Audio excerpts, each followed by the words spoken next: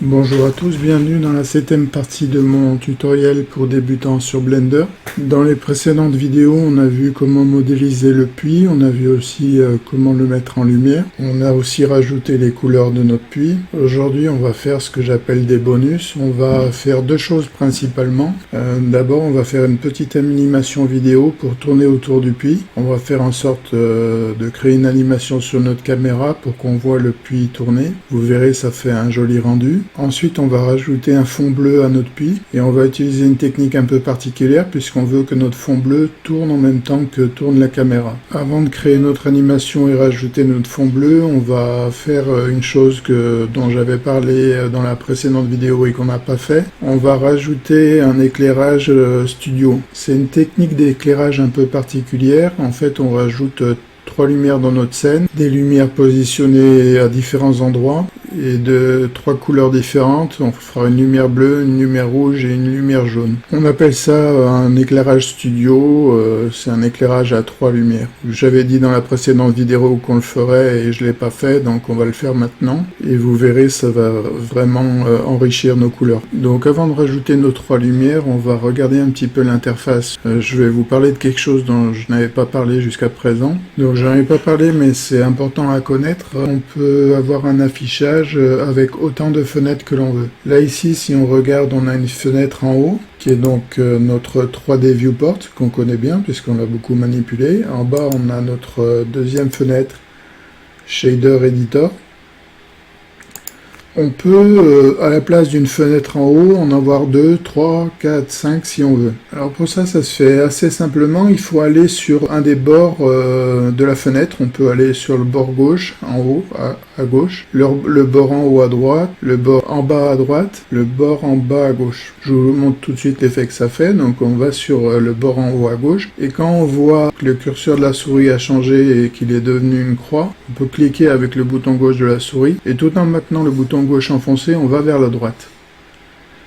Ça nous rajoute une fenêtre. On peut donc avoir deux fenêtres, une à gauche et une à droite. On peut avoir aussi deux fenêtres, une en bas et une en haut. C'est la même chose. Là, par exemple, je vais en bas à droite de cette fenêtre. J'ai mon icône de croix qui apparaît. Je clique avec le bouton gauche. Et tout en maintenant le bouton gauche enfoncé, je remonte. Donc dans Blender, on peut rajouter autant de fenêtres que l'on veut. On peut vraiment en mettre autant qu'on veut.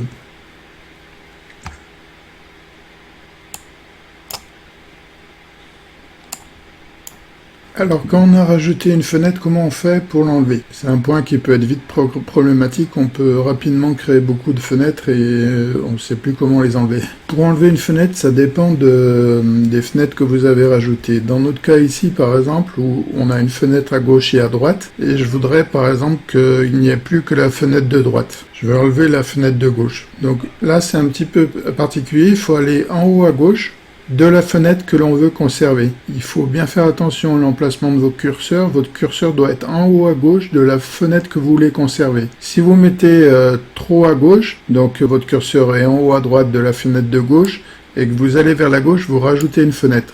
C'est pas ça qu'on veut.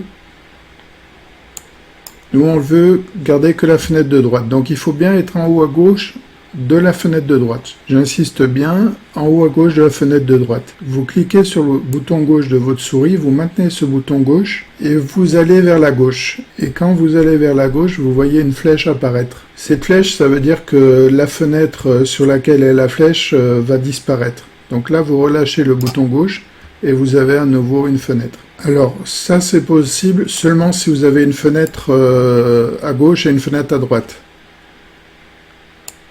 Si vous êtes dans cette configuration-là, avec à gauche deux fenêtres les unes sur les autres, quand vous allez faire la manipulation qu'on a fait tout à l'heure, ça va pas marcher. Là, je clique sur le bouton gauche de ma souris en étant sur le bord haut et gauche de ma fenêtre de droite, je vais sur la gauche et c'est pas possible parce que il y a deux fenêtres à gauche, une en haut et une en bas.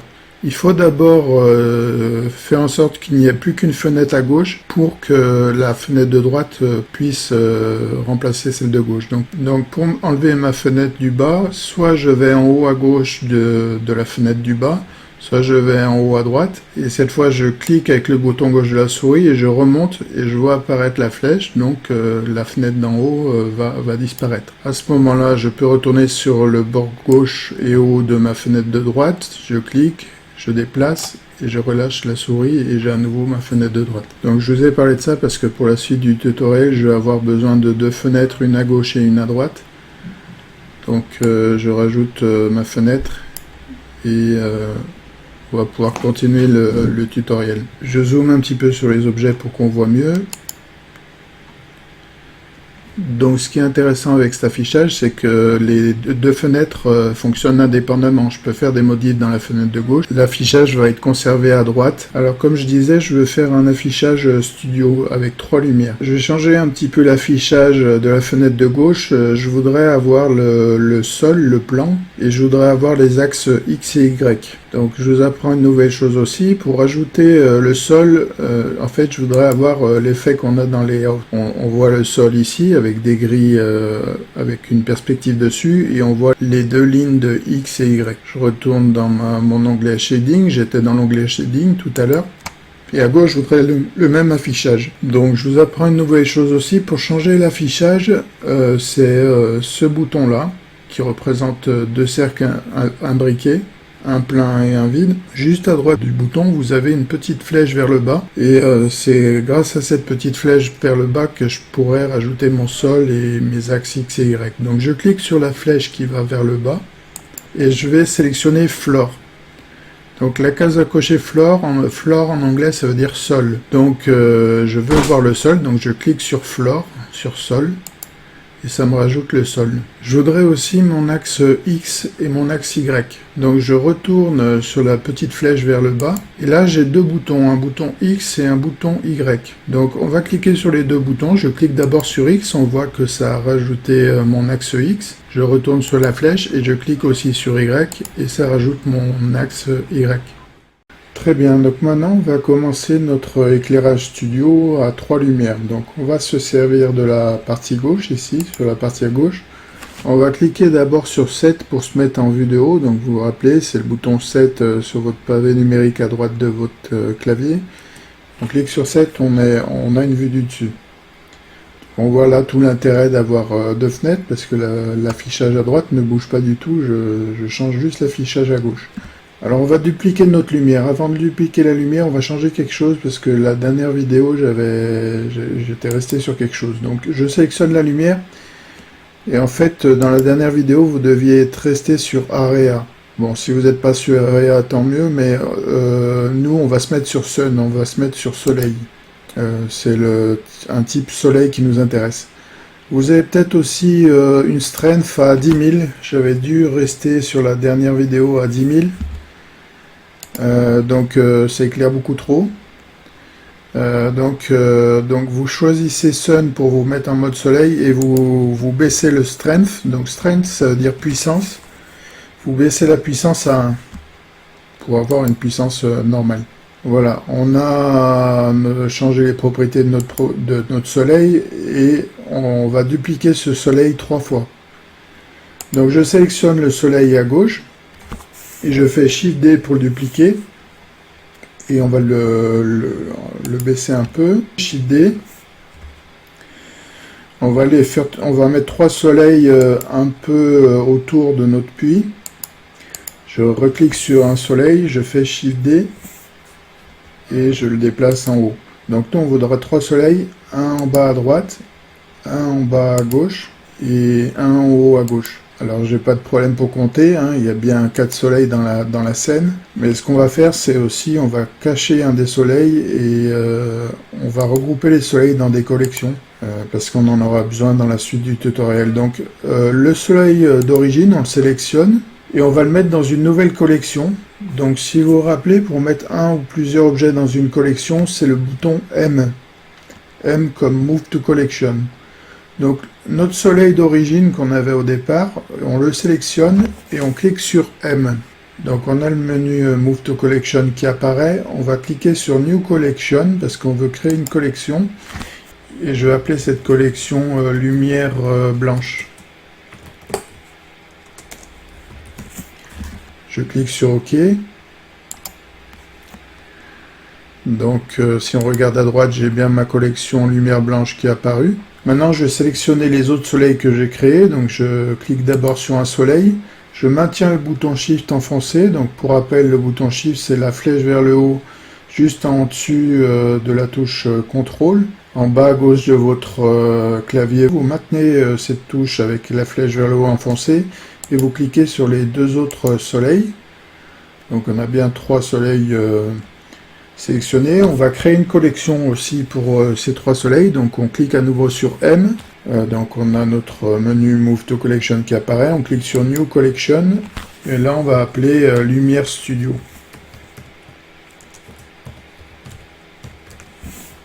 On clique sur OK. Et donc on a bien notre Lumière Studio qui est apparue et qui contient nos 3 soleils. C'est important de créer des collections parce que si vous vous rappelez, je vous avais dit qu'il y a le petit œil à droite des objets, il y a un œil aussi sur les collections. Et quand on clique sur un œil, ça efface la collection. La collection n'est plus visible. Donc là, je clique sur l'œil de lumière blanche. Mon soleil est caché. Si je reclique dessus, il apparaît à nouveau. Donc je vais plus afficher lumière blanche parce qu'elle ne m'intéresse plus pour le moment. Alors je vais revenir sur quelque chose dont j'ai parlé dans la dernière vidéo et qui est faux. Là, on est sur des lumières de type soleil.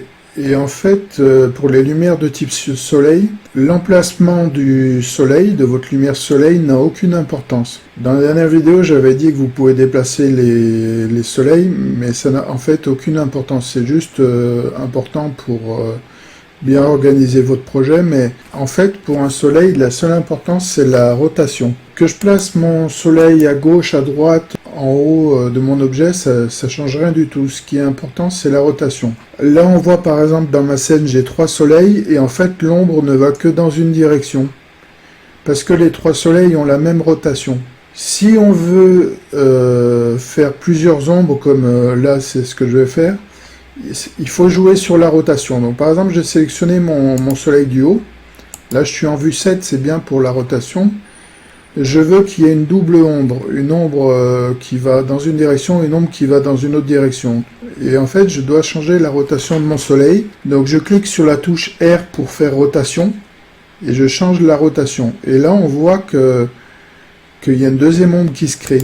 Vraiment, pour une lumière, quand elle est de type soleil, c'est juste la rotation qui est importante. Donc, si on regarde à droite, on voit bien 2 ombres qui se sont créées. Je vais cliquer sur mon 3e soleil, je vais faire rotation aussi. Et là, on verra qu'il y a 3 ombres qui se créent. Là, on voit pas trop, mais là, vous avez une première ombre qui se crée. Si on tourne autour de notre puits, on voit une deuxième ombre qui s'est créée ici. Et si on tourne encore, on voit une 3e ombre qui s'est créée. Alors on va changer aussi les couleurs de nos nouveaux soleils parce que là c'est des lumières blanches et c'est assez fade comme couleur. Vous allez voir tout de suite, je vais changer. Donc je vous avais dit dans la précédente vidéo qu'on peut mettre des couleurs, vraiment des couleurs. Et c'est ce qu'on va faire maintenant. On va mettre un des soleils en couleur bleue, l'autre en couleur rose plutôt, et l'autre en couleur jaune. Donc j'ai mon soleil qui est sectionné ici. Je vais lui mettre une petite couleur un peu bleu pastel. Et je vais aussi augmenter la puissance. Là, on voit pas trop le bleu dans le puits, mais je vais vous montrer, je vais augmenter la puissance du bleu. Je vais l'augmenter énormément. Donc, pour augmenter la puissance, je clique vers le Shift, je maintiens le bouton gauche appuyé, et tout en maintenant le bouton gauche appuyé, je vais vers la droite. On va même mettre à 10. On va aller au maximum, 8,44. Donc vous voyez que là, le bleu est très puissant. Il impacte beaucoup le puits. Donc là, on est à 8,44. Le bleu est peut-être trop puissant, donc je vais le baisser un peu. On peut aussi changer la puissance en double-cliquant sur le chiffre et en mettant une valeur. Donc là, je vais mettre plutôt une valeur à 3,5. J'avais testé avant, ça donne du bleuté, mais le bleuté n'est pas trop fort. On va sélectionner notre autre soleil. On clique sur celui-là et lui, on va lui mettre du rose. Je mets un petit peu de rose. Et on va augmenter la puissance. On va augmenter vers 1,480. Ça a l'air pas mal. On va changer la couleur de notre troisième soleil. Je vais quand même, là il n'est pas vraiment en direction du puits, donc je fais une rotation à nouveau.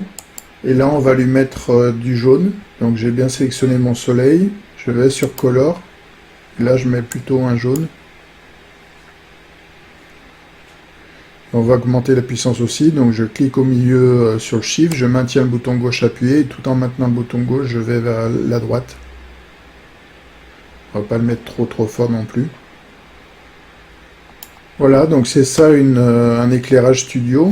Donc là on voit quand même qu'on est sur quelque chose de plus riche en couleurs. Vous le voyez pas forcément, mais on a gagné beaucoup en richesse des couleurs. Je vais enlever la lumière studio. J'appuie plusieurs fois sur l'œil, vous voyez, on a vraiment... c'est beaucoup moins terne. Quand on enlève toutes les lumières, c'est assez terne. Et si on rajoute les lumières, on a quand même quelque chose de beaucoup plus riche et joli. Avec plein de couleurs qui se mélangent. On le voit aussi par rapport à notre lumière blanche. Même quand on a rajouté une lumière blanche, ça reste assez fade quand même. Quand on enlève la lumière blanche et qu'on met sur lumière studio, on est quand même sur quelque chose de beaucoup plus joli. Donc voilà, on a fait notre éclairage studio. Alors, petite remarque, on a vu que ça impacte le puits. Le puits prend un peu de rose, un peu de bleu et un peu de jaune. À noter que si vous trouvez que ça fait pas un bel effet qu'il y ait plusieurs ombres, par exemple que vous voulez que l'ombre du bleu, sur chaque soleil, il y a la propriété Shadow. Donc c'est une case à cocher. Shadow, ça veut dire ombre en anglais. Vous pouvez enlever le shadow si vous voulez. Donc là, par exemple, j'ai enlevé le shadow de ma couleur jaune, de mon soleil jaune. Je peux sélectionner mon soleil rose, je peux enlever le shadow aussi, donc je clique sur cette case à cocher, shadow, et donc du coup ça garde que l'ombre de la couleur bleue. C'est comme vous voulez, moi je trouve ça fait joli avec trois ombres, mais voilà, vous pouvez enlever les ombres d'une lumière si vous voulez, vous pouvez faire en sorte que seule sa couleur impacte, que ça n'impacte pas les ombres. Donc là maintenant on va créer notre animation de caméra autour du puits dont je vous ai parlé tout à l'heure. Donc on va d'abord changer d'onglet, on va retourner sur l'onglet Layout parce qu'on pourra mieux travailler. On va faire plusieurs choses, on va créer ce qu'on appelle un objet empty, on va créer un cercle et on va attacher notre caméra au cercle. Donc on va d'abord créer un objet empty. Un objet empty, ça a le bon nom. Un objet empty, ça a le bon nom, puisque empty en anglais, ça veut dire vide. Donc un objet empty, c'est un objet vide en fait. On crée un objet mais qui n'a pas de structure, c'est pas un carré, c'est pas un cylindre, c'est un objet vide qui n'a pas de représentation physique. Alors, on va créer notre objet empty en plein centre du puits. Donc on va créer cet objet en plein milieu du puits, mais si vous vous rappelez un peu des anciennes vidéos, vous vous êtes rendu compte que j'avais un peu du mal à placer le point de création. Le point de création, c'est cet objet-là avec un rond qui alterne entre le rouge et le blanc.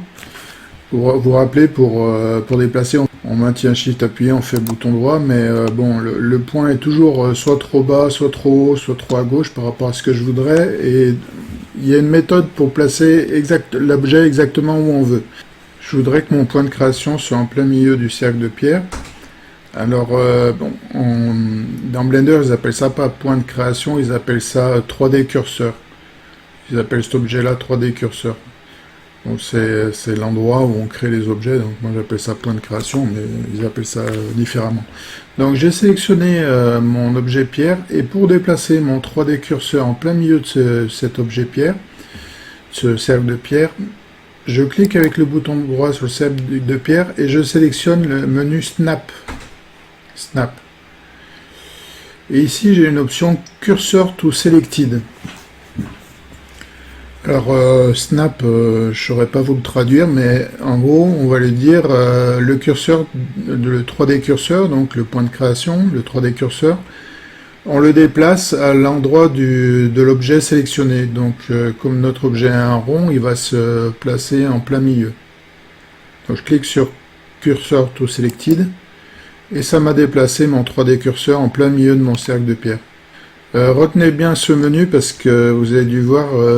sur les précédentes vidéos, j'ai quand même beaucoup galéré à le placer, ce curseur, il se mettait jamais où je voulais. Donc c'est bouton droit, Snap et Cursor to Selected. Voilà, donc là on va créer notre empty, notre objet empty. Donc pour créer un objet, c'est toujours Shift A. Je maintiens Shift, je clique sur A. Et ici, juste au-dessus de image, vous avez un empty.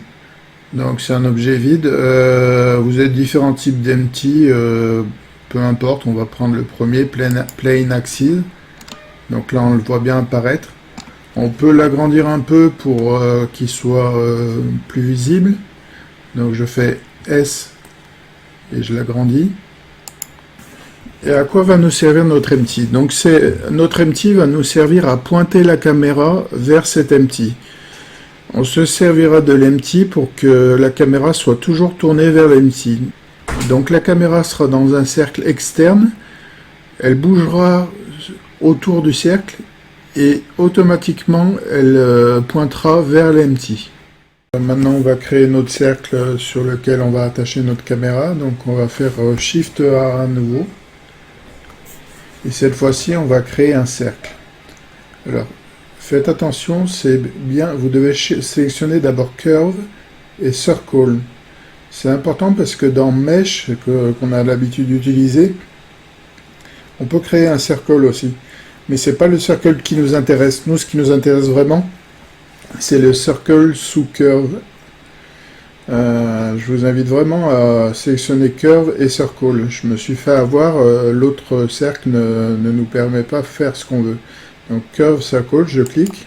Donc il s'est affiché en plein milieu de mon puits. On va agrandir le cercle parce qu'il doit être beaucoup plus grand que le puits. Donc je fais S et j'agrandis mon cercle. On va d'abord le mettre de cette taille et puis après on fera des tests. Donc je clique sur le bouton gauche pour valider mon cercle. Maintenant on va chercher notre caméra et on va la mettre au niveau du cercle. Donc je dézoome un petit peu pour trouver la caméra. Elle est ici ma caméra. Et on va la mettre proche du cercle. Donc je fais G, Y pour la rapprocher du cercle. Vous pouvez vous mettre en vue de face. Donc je clique sur 1 sur le clavier pour être en vue de face. Et il faut aussi qu'elle soit au même niveau que le cercle en termes de hauteur. Donc là je fais G, Z pour baisser la caméra. Et je la mets à peu près à la hauteur du cercle. Je vais mettre à vue 7 pour être au-dessus. Donc elle est trop éloignée. Donc là je fais à nouveau GY. Et il faut qu'elle soit près du cercle. L'idée de toutes ces manipulations, c'est de faire en sorte que la caméra touche quasiment le cercle. Elle n'est pas obligée de toucher exactement, mais elle doit quasiment toucher le cercle. Donc là, vraiment, on va voir des notions qu'on n'a pas du tout vues jusqu'à présent. Dans les précédentes parties du tutoriel, là, on va vraiment faire une animation, c'est-à-dire que notre caméra, elle va vraiment tourner autour du cercle. Donc là, on voit des notions qu'on n'a pas du tout vues, les notions d'animation. Alors, comment fonctionne une animation? Une animation, il y a déjà ce qu'on appelle une timeline. Je ne saurais pas le traduire en français, mais une timeline, c'est un peu compliqué à expliquer. Pour expliquer un peu simplement, on va dire qu'une timeline, ça couvre tout le temps d'une animation, et pendant ce temps d'animation, on peut changer la position d'objets, on peut changer leur couleur, on peut faire plein de choses. La timeline, ça représente l'ensemble de l'animation, en fait. Donc, ce que nous, on va faire, on va rajouter une nouvelle fenêtre en haut de celle-ci pour afficher la timeline. Donc, on va rajouter une fenêtre en haut, on va aller sur le bord gauche en haut, on va cliquer, on va baisser, et on rajoute une nouvelle fenêtre. Dans cette nouvelle fenêtre, on va changer le type d'affichage. On va sélectionner l'option Timeline. Donc c'est marqué Timeline, il y a une icône qui représente une horloge. On clique sur Timeline et ça ressemble à ça, une timeline. On reviendra sur notre timeline juste après. Là on va revenir sur notre caméra, donc vous sélectionnez la caméra, si elle n'est pas sélectionnée, vous la sélectionnez. Et on va attacher notre caméra à notre cercle. Donc comment on fait? On sélectionne d'abord la caméra, on maintient le bouton Shift enfoncé, donc le bouton juste au-dessus de la touche CTRL, et tout en maintenant le bouton Shift enfoncé, on clique sur le cercle. Voilà, vous devez avoir les deux objets sélectionnés avec votre caméra en orange et votre cercle plutôt en jaune. Et là, on va faire un parent, on va dire que le cercle est parent de notre caméra. Donc, on l'a vu sur des tutoriels précédents, mais je vous le rappelle. Donc, pour faire en sorte qu'un objet soit le parent des autres, il faut que l'objet parent soit le dernier sélectionné. Donc, c'est ce qu'on a fait. Et on clique sur CTRL, on maintient CTRL enfoncé et on clique sur P. Donc là, on a le menu Set Parent To qui apparaît. Et là, on va sélectionner l'option Follow Path. Donc, pour traduire un peu, Follow, ça veut dire suivre. Et Path, en anglais, ça veut dire chemin. Donc, on lui dit, ça veut dire suivre le chemin. Donc, en gros, on a défini la caméra, on lui dit que le parent, c'est le cercle. Et on lui dit que la caméra doit suivre le chemin du cercle. C'est-à-dire qu'elle doit tourner tout autour du cercle, en fait. Donc follow path, c'est ce que ça veut dire, la caméra suivra le chemin du cercle, elle va tourner autour du cercle. Donc on clique sur follow path. Ok, donc là maintenant on a un petit problème, c'est que la caméra ne pointe pas vers notre objet central. Vous vous rappelez, si vous cliquez sur le chiffre 0 dans le clavier numérique à droite de votre clavier, on voit la vue caméra. Donc là je vais cliquer sur 0, la caméra pointe vers le bas. Je reclique sur 0 pour mettre en position normale. Donc on va faire en sorte que notre caméra pointe vers notre empty. Donc dans un premier temps, déjà vous devez faire en sorte de ne sélectionner plus que la caméra. Il ne faut plus que le cercle soit sélectionné, il faut que vous sélectionnez que la caméra. Donc vous cliquez dans le plan, n'importe où, pour désélectionner tout. Vous sélectionnez la caméra, et maintenant, on va dire à la caméra de suivre le empty. Donc c'est encore quelque chose que vous n'avez pas vu. Il faudra suivre un petit peu ce que je fais. Donc là, on va aller dans Object Constraint Properties. C'est ce bouton-là à droite. Juste en dessus de l'icône vert de caméra, vous avez Object Constraint Properties. Vous cliquez sur cet onglet, et on va rajouter une contrainte d'objet. Donc on clique sur Add Object Constraint et vous sélectionnez le menu Track To. Donc Add Object Constraint, ça veut dire ajouter des contraintes à un objet en fait. C'est en français, c'est exactement ce que ça veut dire, ajouter des contraintes à un objet. Donc on ajoute une contrainte à notre caméra et on lui dit Track To. Donc traquer, en français on l'utilise, ça veut dire suivre quelque chose. On peut le traduire comme ça, puisqu'on veut qu'il suive notre objet empty. Donc, on clique sur Track To. Donc, on voit là que ça nous a rajouté une contrainte. On a notre contrainte. On peut voir juste la contrainte ici, où on voit ses propriétés. Donc, dans ses propriétés, maintenant, on va sélectionner notre objet pour lui dire, bah, c'est cet objet que tu suis. Donc, il y a tout un tas de propriétés, je ne connais pas tout et je peux pas expliquer tout, mais tout simplement parce que je connais pas, mais vous avez ici une zone qui s'appelle Target. Target, en français, ça veut dire cible. Ici, on sélectionne la cible de notre caméra, donc notre objet empty. Target, ça veut vraiment dire cible. Donc, dans Target, vous avez une sorte de pipette ici. Dans Photoshop, on appelle ça une pipette. Vous cliquez sur la pipette. Donc vous voyez bien dans la zone de texte à droite, vous avez la pipette. Vous cliquez sur la pipette.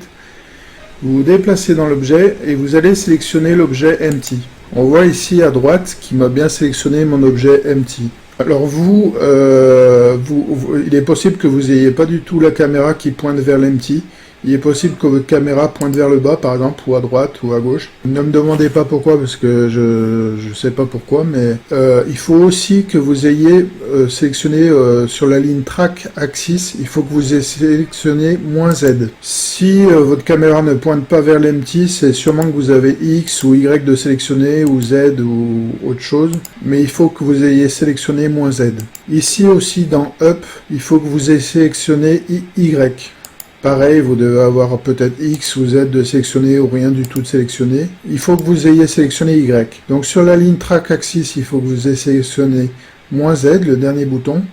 Et sur la ligne Up, il faut que vous ayez sélectionné le bouton Y. Et là, notre caméra pointe bien vers notre empty. Donc là, on a fait en sorte que la caméra suive bien l'empty. On peut faire un essai, par exemple, à droite. Vous pouvez sélectionner votre empty. Pour rappel, on peut le sélectionner dans le 3D Viewport et puis on peut sélectionner les objets à droite aussi. Vous sélectionnez l'empty, par exemple, vous allez faire G, Z pour mettre l'empty plus haut. Et si vous regardez bien la caméra, elle bouge selon la position de l'empty. Vous pouvez regarder bien la caméra, vous voyez qu'elle bouge, quand on bouge l'empty, elle change de position. On va sélectionner le cercle. Et pareil, donc là, on va bouger la timeline. Et quand on bouge la timeline, la caméra tourne autour de la timeline. Donc la timeline, c'est bien la notion d'animation. Il faut se mettre d'abord sur la position 0 et vous sélectionnez le petit carré 0, vous maintenez le bouton gauche enfoncé, vous bougez le 0 à la droite et vous voyez votre caméra bouger. Donc on a bien des rudiments d'animation là. Alors j'ai remarqué quelque chose, on va changer quelque chose, donc je suis un peu désolé, là c'est des choses assez techniques, mais bon, l'animation c'est un peu technique. Si vous regardez, si on retourne au début de notre timeline, en haut, en cliquant sur bleu, en fait, la caméra, elle fait un tour complet au milieu de l'animation. Vous avez peut-être pas vu, mais là on est à 106, et notre animation est censée aller jusqu'à 250. Donc notre caméra, elle fait son tour complet quand on arrive au milieu de l'animation. On voudrait qu'elle fasse un tour complet à 250. Donc on commence par tout désélectionner, on sélectionne le cercle et on clique sur Object Data Properties. Donc on accède aux propriétés du cercle.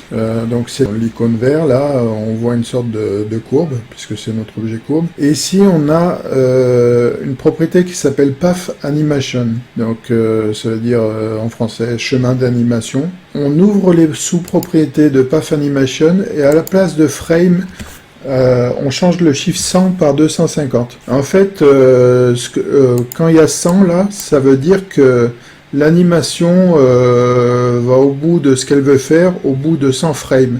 Mais 100 frames, c'est au milieu de notre animation. Nous, on veut que ça aille jusqu'à 250. Donc, on veut pas que la caméra ait fait son tour complet quand elle est au 100e frame. Parce que là, en fait, les chiffres, c'est le nombre de frames. Le nombre de frames, c'est le nombre de, si vous voulez, c'est le nombre de photos, si vous voulez. Ici, par exemple, on a une animation à 250 photos. Et là, ça nous dit, en gros, ça nous dit, eh ben, l'animation est finie au bout de 100 photos prises. Je dis les photos parce qu'une animation, finalement, c'est un ensemble de photos. Là, il y a 250 photos où la caméra occupe une position à chaque photo. Bon, tout simplement, sachez simplement que dans Frame, vous devez mettre 250 au lieu de 100. Donc vous tapez 250, vous validez avec le bouton Entrée. Et là on va revenir à 0 en haut. Et là on va refaire notre animation. Et là on voit que ça va bien jusqu'à la fin, que le tour complet est fait quand on arrive à la 250e position. Voilà, on n'est plus à la fin quand on arrive à 100, quoi. On est à 250. Donc là, il nous reste plus grand chose à faire. La caméra est un peu proche du puits, on verra pas le puits dans l'ensemble. Donc pour rappel, pour voir la vue caméra, c'est 0 du clavier numérique, vous cliquez sur la touche 0. Là, c'est un peu proche, on voit pas le puits en entier. Donc je reclique sur 0 pour mettre en normal et on va agrandir le cercle. Donc pour agrandir le cercle, c'est comme d'habitude, hein, c'est S. Donc il faut qu'il y ait le cercle qui est sélectionné, il faut qu'il y ait juste le cercle de sélectionner. Je fais S et j'agrandis un petit peu. Là je fais 0 à nouveau, c'est encore un peu près. S à nouveau. Je refais 0, c'est toujours un peu près. S.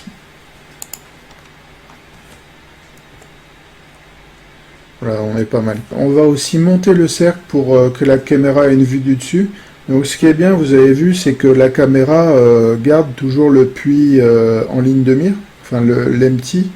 Et là, vous verrez quand on va monter le cercle pour voir du dessus le puits, la caméra va automatiquement se pencher pour être en direction de l'empty. Donc on fait, là on change, on fait un GZ pour monter le cercle. Donc je fais G, je relâche G, je fais Z, je relâche Z, et je monte vers le haut. Et la caméra se positionne en direction du puits, donc je fais 0 pour voir si c'est bien. Voilà, on a bien notre caméra qui est en position du puits.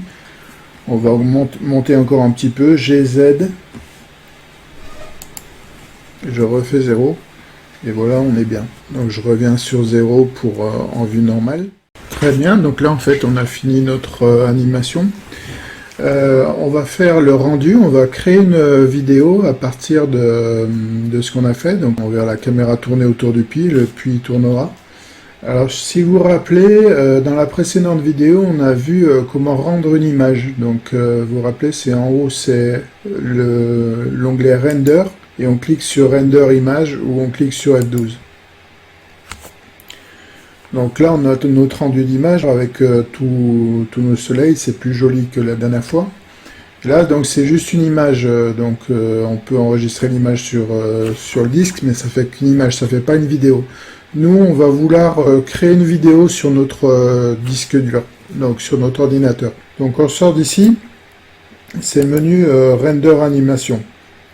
Mais avant de faire Render Animation, on va devoir faire 2-3 paramétrages.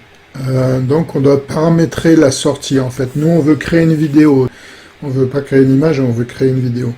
Donc il faut d'abord cliquer sur l'onglet Output Properties. Ça représente une sorte d'imprimante avec une feuille qui sort. On clique dessus.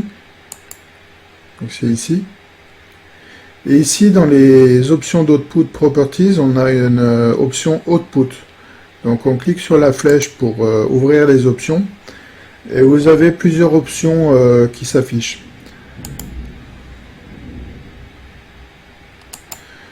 Donc par défaut, vous devez avoir cet affichage-là. Vous devez avoir cet affichage-là avec un chemin ici, et ici l'option File Format PNG.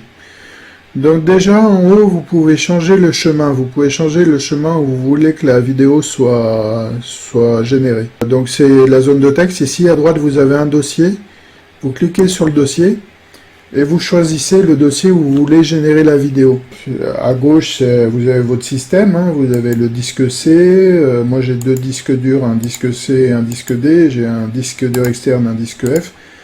Là c'est vraiment comme vous voulez, vous pouvez sélectionner, si vous maîtrisez pas trop Windows, vous pouvez sélectionner Desktop.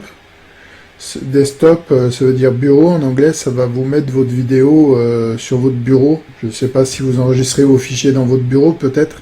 Moi, je les enregistre ailleurs, mais vous enregistrez peut-être sur votre bureau d'ordinateur. Donc, vous pouvez sélectionner Desktop si vous voulez. Ici, c'est pour l'enregistrer sur le bureau de l'ordinateur.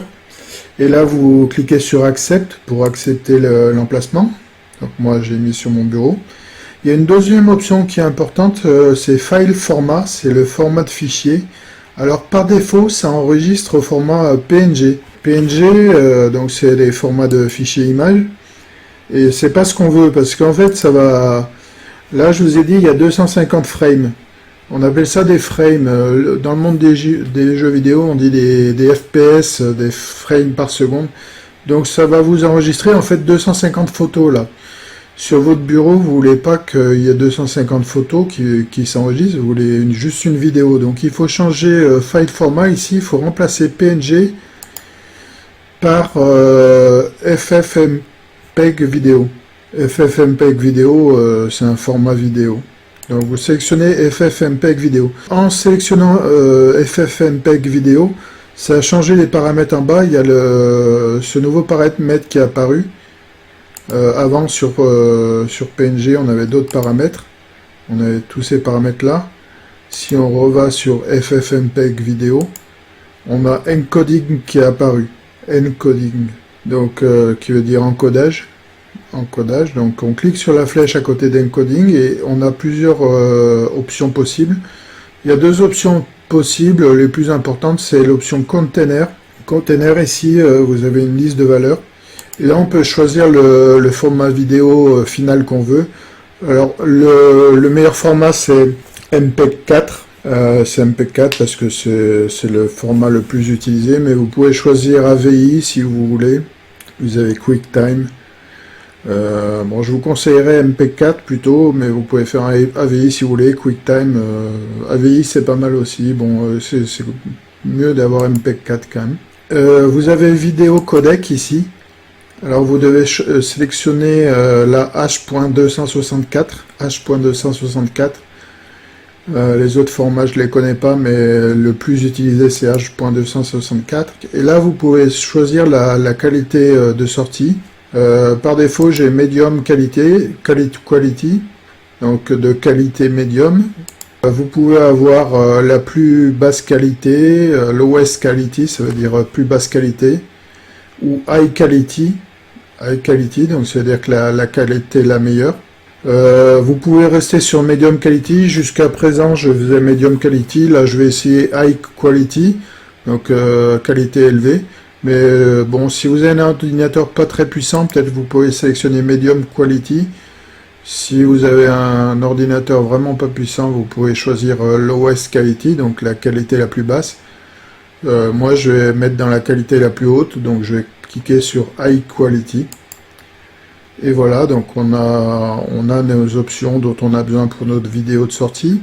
Donc je rappelle, FFmpeg vidéo. Le chemin de sortie, vous pouvez le mettre sur votre bureau. Moi je vais le mettre sur mon bureau. MPEG 4, je conseille MPEG 4, H264, et puis la qualité que vous voulez selon la qualité de votre ordinateur. Donc là, on va exporter une vidéo. Pour exporter notre vidéo, on doit faire en fait render à nouveau. Mais cette fois-ci, on doit faire render animation. On ne doit pas choisir render image, ou on doit faire render animation. Alors dans une précédente vidéo, je vous avais expliqué que le render image, on peut y accéder avec le F12. Le render animation, on peut y accéder avec CTRL F12 aussi. Donc on maintient CTRL et on clique sur F12 tout en maintenant CTRL. Donc là, on va rendre notre animation. Et quand on va cliquer sur Render Animation, et ben Blender va vraiment créer notre vidéo.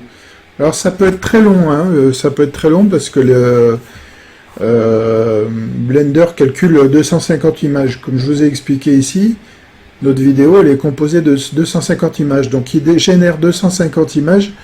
Donc il génère d'abord les 250 images, puis il les regroupe pour en faire une vidéo.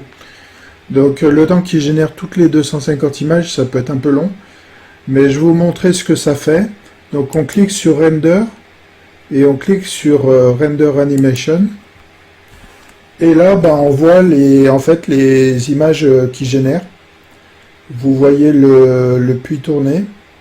Et en fait, il crée une image, chaque fois qu'il tourne là, il crée une image. Et à la fin, il regroupe toutes les images et il crée une seule vidéo avec toutes les images créées. Donc comme je vous dis, ça peut être un peu long parce qu'il y a 250 images à créer quand même. On voit à gauche, en haut à gauche, là vous voyez frame avec un chiffre qui augmente. Ça veut dire qu'il a créé 22 images là pour le moment, 23, 24. Les frames, c'est une autre façon de dire des images en fait. Donc là, il est en train de faire notre vidéo, il est à la 28e image, il a tout ce qui reste à faire pour arriver à 250. Donc ça peut être un peu long. Donc là, surtout, vous sortez pas de la fenêtre, vous sortez pas de la fenêtre, il faut que ça soit arrivé au bout. Donc tant que c'est pas arrivé au bout, là, on est au frame 36. Et il faut pas fermer la fenêtre parce que là Blender est en train de travailler, il est en train de faire notre vidéo là. Donc si on ferme la fenêtre au milieu, il n'aura pas fait notre vidéo. Donc il faut vraiment attendre que ça arrive, qu'il ait traité les 250 frames. Donc comme je vous disais, ça peut être un peu long. Le temps qu'il traite 250 frames, des fois ça prend du temps. J'ai parlé de la technique low poly. Low poly, c'est donc faire le moins de courbes possible et c'est ce qui permet de travailler le plus rapidement, ce qui permet à Blender de travailler le plus rapidement. Parce qu'il faut savoir que pour faire une vidéo, là notre vidéo elle sera pas très longue, elle va faire peut-être 1 minute ou 30 secondes, mais il faut savoir que sur certains projets beaucoup plus complexes que ce puits, des fois pour faire une vidéo ça peut prendre toute une nuit, voire toute une nuit, voire plusieurs jours. Donc là on est sur un projet low poly, c'est les projets les plus faciles à gérer pour Blender parce qu'il a le moins de calculs à faire. Mais là Blender il calcule la lumière, il calcule la luminosité, il calcule les courbes, il calcule tout là. Donc Blender il peut des fois prendre vraiment, comme je vous dis, toute une nuit, voire plusieurs jours. Des fois ça prend une semaine de faire un render. Donc il faut surtout pas que vous fermiez parce que sinon vous devrez refaire tout. Il faut qu'il soit arrivé au bout du rendu quoi. Donc il faut qu'il soit arrivé à 250. Donc il faut vraiment pas cliquer ici sur la croix en plein milieu, parce que sinon votre vidéo elle sera pas faite. En fait, on va laisser continuer son rendu.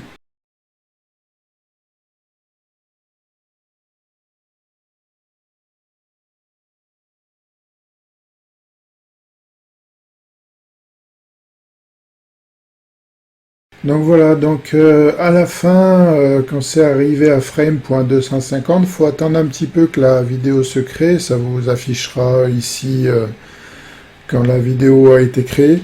Il faut attendre un petit peu. Quand vous êtes arrivé à frame 250 à la fin, vous pouvez sortir du rendu et aller chercher la vidéo sur votre poste et elle doit y être la vidéo. Donc là je sors du rendu.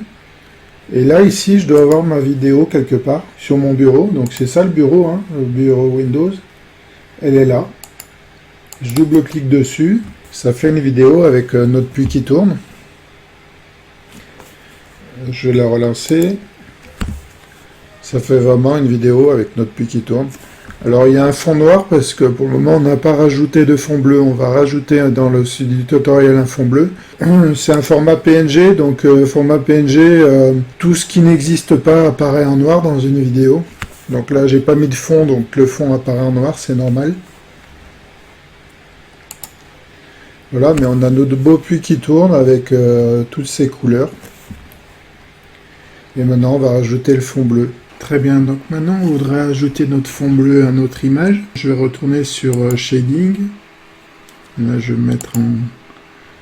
Le petit problème qu'on a, c'est que comme on a fait une animation sur laquelle on tourne autour du puits, il faut faire en sorte que le fond tourne en même temps qu'on tourne la caméra. Donc il y a un fond bleu dans toutes les directions. Donc si on avait fait juste une image, on aurait pu ajouter un fond bleu assez simplement. On aurait pu l'ajouter dans Photoshop très simplement. Là ce qu'on veut, c'est que tout soit bleu. Donc c'est une façon de faire un peu particulière qu'on va faire.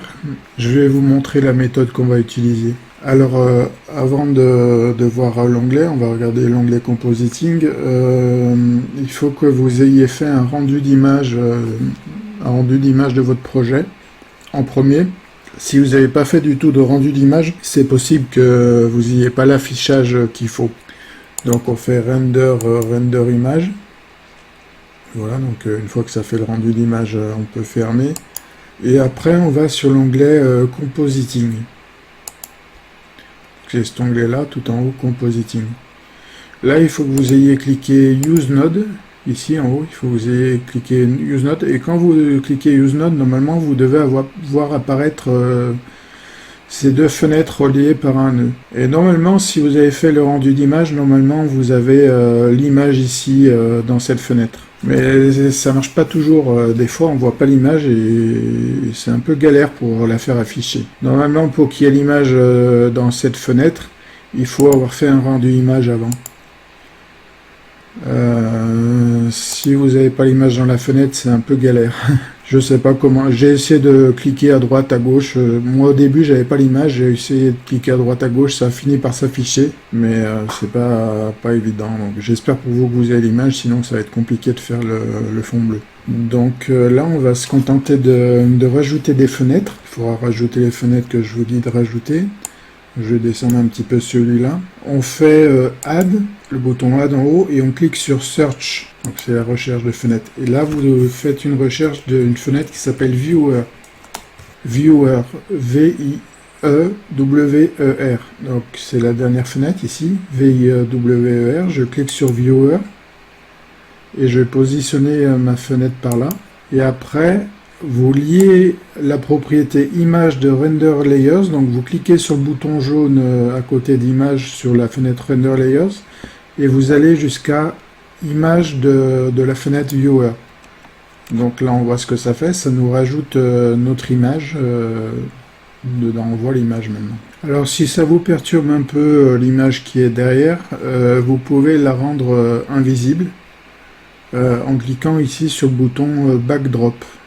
En haut. Clique sur Backdrop, ça enlève l'image derrière, mais ça lui garde les propriétés qu'on a mis ici. Si je reclique dessus, ça réaffiche l'image derrière. Si je reclique, ça l'enlève. Bon, je vais l'afficher, donc je vais cliquer sur Backdrop. Donc maintenant, on va rajouter une fenêtre qui contiendra notre fond bleu. Donc on fait Add, on fait Search. Vous pouvez aussi faire Shift A pour ajouter. C'est la même chose, soit vous faites en haut Search, Add Search en haut, soit vous faites Shift A et vous cliquez sur Search. Et là, on va rechercher Image. image. Donc on sélectionne image. On va la mettre ici. On va peut-être zoomer un petit peu pour voir mieux. Je vais enlever backdrop parce qu'on ne voit pas trop. Donc dans image, en dessous, vous cliquez sur le bouton New. Tout en bas de la fenêtre image, vous avez le bouton New. Vous cliquez dessus. Et on va aller choisir une couleur.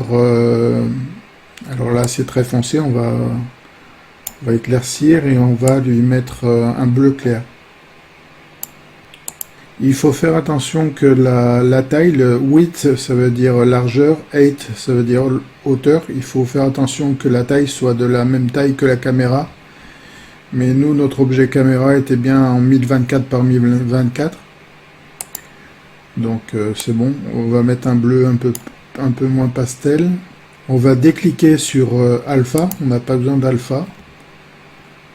Et on clique sur OK. Donc là, on est dans une situation où on a deux images. On a notre objet 3D, notre rendu 3D ici, et on a notre couleur bleue. Ce qu'on voudrait, c'est créer une image qui prenne à la fois le rendu 3D et l'image bleue, pour faire une image définitive qui comprendrait les deux. Donc là, je vais déplacer un petit peu Viewer à droite. Je vais rajouter un nouveau nœud. Je fais sur Add en haut, je clique sur Search, et là on va chercher Mix, M-I-X. On clique sur Mix, on déplace la fenêtre, et en fait on va lui dire, tu prends les deux objets en entrée, donc notre objet 3D plus notre bleu, et à la fin en sortie, tu en sors une image. Donc pour prendre les deux images en entrée, on va d'abord relier cette fenêtre Render Layers avec l'image ici de Mix. Comme autre image en entrée, on va prendre le bleu, donc on va relier l'image de Untitled et on va le mettre dans Image. Et à partir de ces deux images, il fera une image définitive qui ira dans Viewer. Donc on clique sur Render Layers, on clique sur Image, le point jaune, on clique dessus et on le colle à Image de Mix. Donc ça à gauche, c'est bien ce qui vient en entrée. Hein. Ce qui vient en entrée, donc c'est l'objet 3D.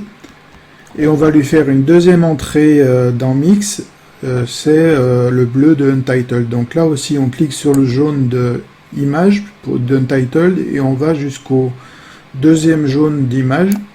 Et là, donc, Mix a nos deux entrées.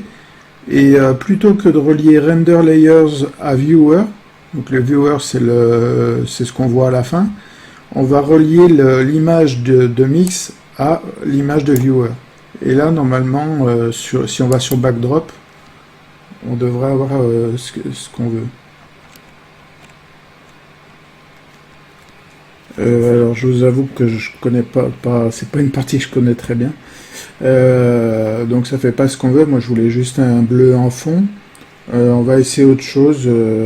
Bon, c'est un tutoriel, j'avais pris chez quelqu'un d'autre, un américain, donc je vais essayer de faire ce qu'il fait.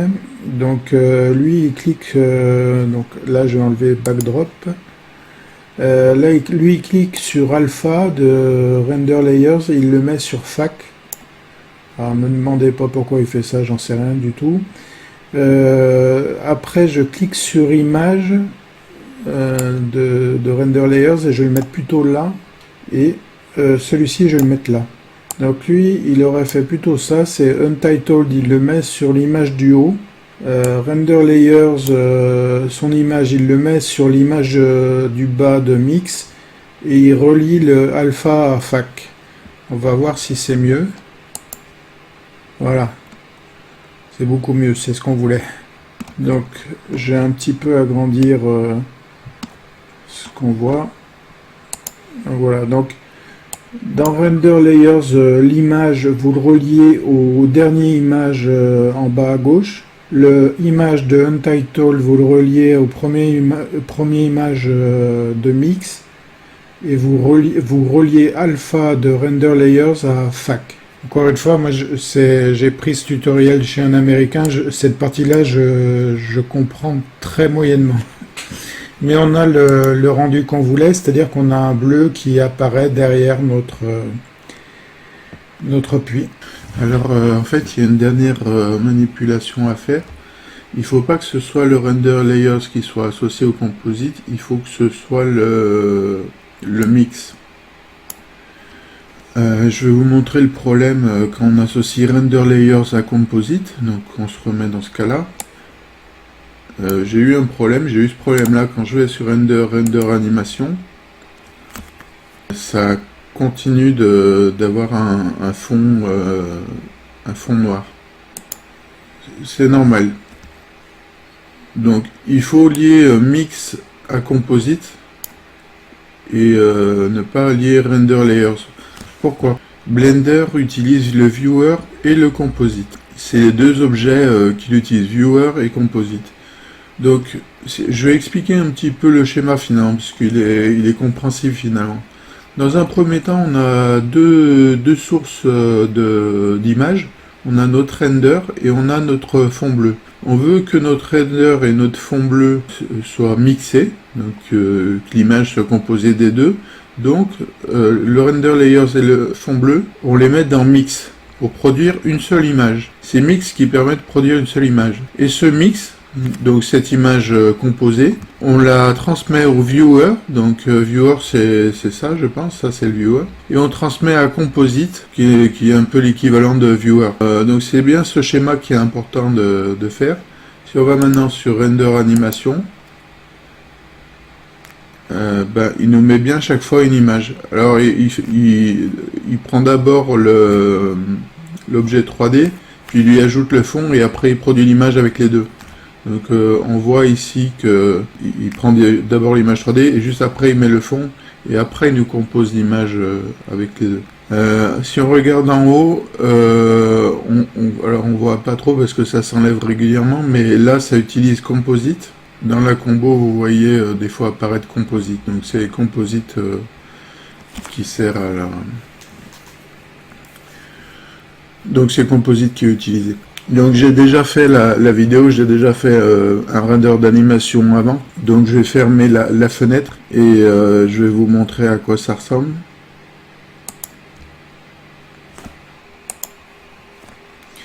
Et vous voyez donc que ça a bien généré mon puits tournant et quand derrière il y a un fond bleu. On n'est plus sur le fond noir qu'on avait tout à l'heure.